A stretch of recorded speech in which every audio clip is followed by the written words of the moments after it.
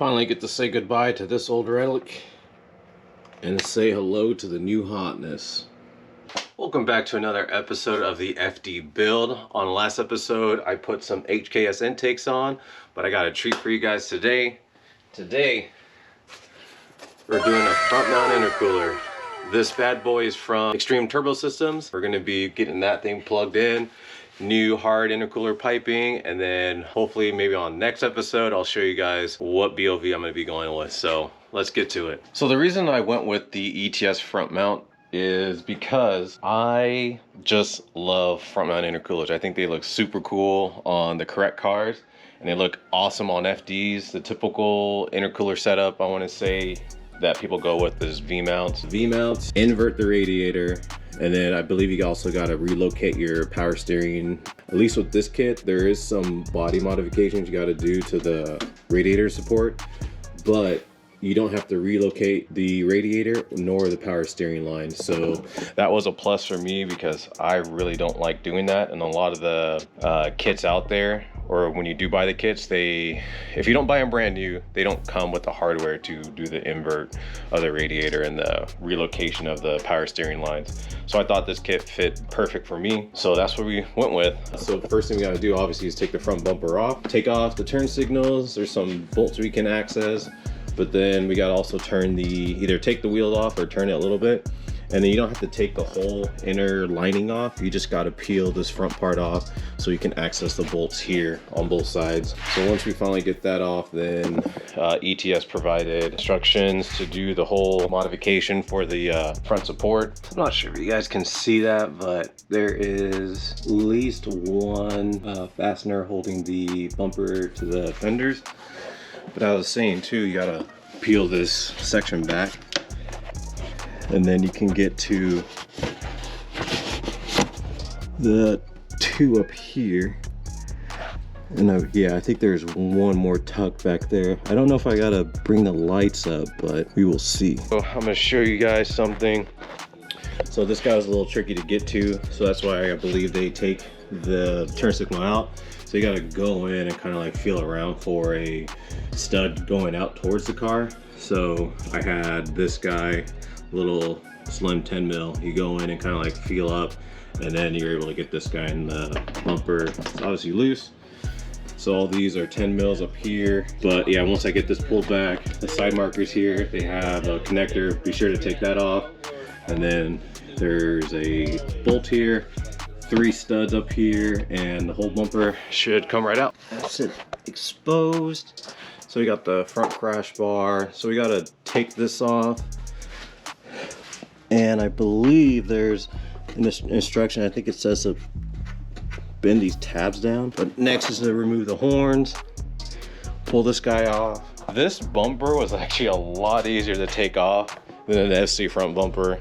I don't know what happened there, but this is difficult to remove. Just a lot more bolts. I think total bolts and studs is 8, and then, or no, 12. There we go, 12, and then the bumper comes off. So yeah, much easier to pull off. So yeah, we'll get into taking this guy off next. So with the fiberglass bar gone, now we have to take off the horns here, and then we will take this the ground terminals here, remove these and kind of just tuck it out of the way. A part that's gonna hurt my soul. So, but per the instructions, it says now I gotta drill the spot welds at least in the picture, it just shows these two needing to be drilled out, but I feel like that's not gonna be enough because there's some down here and down here. Don't know how I feel about that, but I guess it has to be done to put the intercooler on. But it's what's surprising to me too is just, I mean, I guess for it being a 90s car is how thin the metal is up here too. It's just, yeah, a little 1/8, maybe 16-inch sheet metal. But I guess that's why this car is so light and it feels like a wonder around corners. Any other FD owners that might be out there who are watching this, I don't know. I am missing, so here's the oil cooler, but the ducting for it, I am missing one on the driver's side. So if you guys know where I might be able to find one, let me know. So not as bad as I thought it was gonna go. So literally just taking the spot weld out. See here that it is coming out pretty good. So I'll probably go here, these two here, and then the two in the bottom, and then I'll take my pry bar, and then hopefully I can get this thing to come out. That was a little painful, but that's what it looks like without the, or excuse me, with the bar gone. So I think to kind of clean up everything, what I want to do next is take my either my Dremel or die grinder and kind of just get these flattened, at least the stuff that's still around. It's much easier if you just go a little bit deeper, because then the spot welds just kind of just pop off when you hammer on it. But my plan is to just get this all flat and kind of cleaned up. But then I'm going to tape off like all this exposed area and paint all this black so none of this starts to rust in the near future. I believe I gotta drop this front harness, lower it down, and then I think I gotta trim these pieces here. So when the intercooler sits, I believe the piping comes at 90s and then shoots into the body. I pretty much took a burr motor, grinded all the remnant off, and then just obviously repainted the front end here. Another thing too, these tabs stick out slightly, so push these down so you can get the intercooler to fit flat. Now with all the removal stuff done, we are ready to put the intercooler on. The trim this a little bit, because when the intercooler sits, you're gonna 90 and then come through, and you also have to like lower the harness. So I'm gonna be doing that here in a little bit. But yeah, same thing here. It says to take a tape measure and go, I think on the driver's side you go 5 inches, 10 inches, 6.5, 11.5. And then I just took my Dremel and just kind of cleaned up everything, got all the bare metal surface rust cleaned up, and then just painted the whole thing. So it's looking pretty good. Damn, she's cheesing right now. Look at that. Damn, I love front mount on FDs.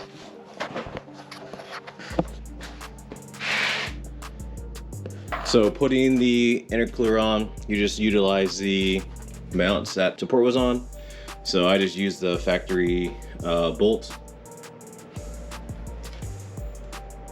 And yeah, we're good. So now mark the center here, because there's like a, where is it?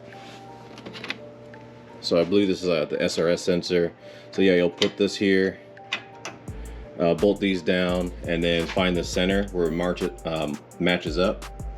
And then you'll make a dot, drill here, and then put another bolt, and yeah, this assembly is set to go. So I have to get some more parts, aka couplers, for the white pipe that goes into the upper portion of the intercooler. But until then, I think I'm gonna upgrade into the gritty elbow here. There's a gasket, rubber gasket here, or actually rubber O-ring, that goes into this groove here on the throttle body. So I'm gonna be replacing the old brittle one with the new one. And then when I put the gritty throttle body on, I've been using WD-40 and Scotch-Brite just to get this kind of brushed aluminum finish. But I think I'm gonna pick up aluminum polish just to shine it up, because I think it, at least at the engine bay wise, I think it'll look good with how this is all kind of shiny and this isn't. So I'm gonna shine this up just so we can match some of the aesthetics in the engine bay. Ready elbow polish. So I took some Meguiar's aluminum mag polish, and this probably took like maybe 30 minutes with handwork to get it all kind of shiny. So it looks pretty good with the HKS intake, so I'm digging it. So now I'll just put that rubber O-ring on the throttle body, and then I'll attach this vacuum chamber here. So this runs off of your evap system or charcoal canister. So you'll put the elbow on, then this guy will go on afterwards, and then you'll just snug it down. Ecstatic right now, like everything is coming together very, very, very well. So we got half of the intercooler piping on. I still got to get piping to plumb through right here and connect here, but I just wanted to see what it would look like. I had to buy a new coupler because the kit didn't come with a crossover coupler to the white pipe. So I had to get one from Vibrant Racing. There's a little bit of a time lapse in this video, but right now I put on the alternator, drive belts, the vacuum chamber. So I still gotta plumb this guy. Well, I put on, like earlier in the video, I put on markings just so I know where to put it if it came to this. Yeah, it's just super cool. So I just need to plumb this onto the rat's nest, and then this goes into the nipple here on the Y pipe. Yeah, I am so like trying to get this car running by this weekend. Seriously, like right there. We are really right there. Tabs are expired. I have no front bumper, but I just want to get this thing in the air, get all the fluids in it, getting ahead of myself, because this is more so intercooler stuff. Bonsai Racing had this pressure chamber bracket on their website, so I picked this up because the original bracket also housed crossover pipe. It's just shot, you know, like this is just gone. Crossover pipe really just chills in between this crevice right here, so I don't think I'll be needing that old stuff, and then this holds this pretty well, so I think it's a good product. All right, we got everything installed, all the clamps, all the hoses. Here we had to take ground and then pretty much plumb that in with the other mounts here. So you have it on the hood latch and then here on the horn. Instructions tell you to like tilt this down or bend the tab down for the other horn. My horns don't work, but I'm just doing what the instructions told me to do. So everything here is snugged up. I had a little mishap with putting the hood release on, and I actually ended up breaking it. So thank goodness Atkins Rotary is local, so they're able to ship this out fairly quickly. So I have to go in the cabin and remove the old hood latch and install the new one. Got this running through, plumbed into the firewall. So next up is, now we gotta trim the mouth portion of the front bumper. And the instructions give you, they say to mark it, I think 2 inches in here, and then about 1.5 inches down to the center. This will be just trimmed a little bit just so the front mount can clear. Moment of truth. There it is. Trimming the bumper wasn't terrible. There's a couple high spots here that I just ended up getting this like trim guard and put it on here just to kind of clean up the look, just so it didn't look like it was raw. People would come closer to it. But yeah, I am liking it. Looks good. Last but not least, I got this cooling panel from JP3 Motorsports. I thought this would be just a sweet accessory for the look of the whole front mount and just the engine bay itself. Don't forget to check out JP3 Motorsports. They got a ton of good quality stuff for all makes and models. You know the jingle. If you guys like the episode, don't forget to like, comment, and subscribe. And yeah, stay tuned for more FD goodness. I'll see you guys later.